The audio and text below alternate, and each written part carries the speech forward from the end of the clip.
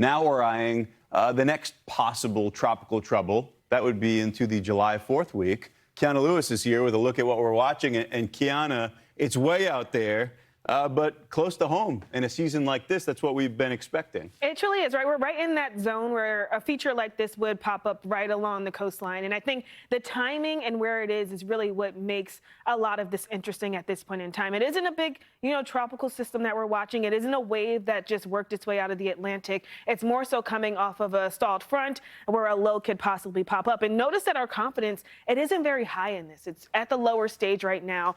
Most models all agreeing with that. A weaker disturbance could and may form off of the southeast coast. But like I said, it's all about that timing, right? We're going into a holiday week next week. And so that's really what piques a lot of folks' interest. Here's the overall setup. So look at the time, Monday the 29th through Thursday, July 2nd.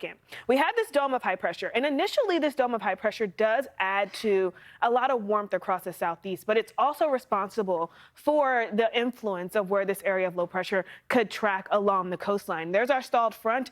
Could that low kind of pop up? And if so, what happens? Where does it go? This high pressure system likely pulling it back closer to the coast. And that's why we have to watch this one a little bit more closely, right? It could bring in a lot of rain regardless of a name. We know that that has been one of the big things this year and this season. We've had our A name storm already. Where is the B name storm?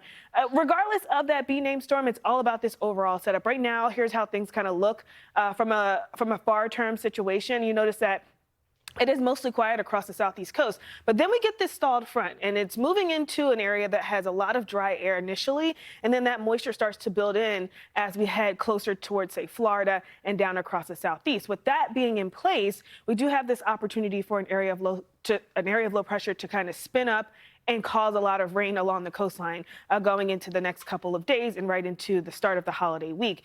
Here's where we are. So I mentioned it's a low chance. It's a 10% chance, but it's there.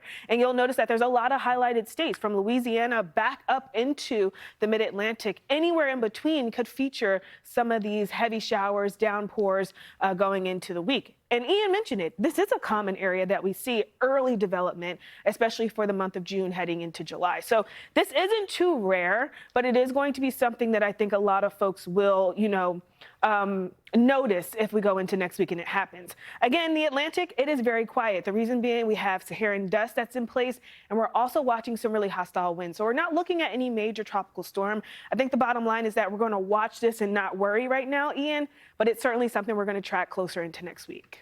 Yeah, no question. All of those trends and name, no name might get soggy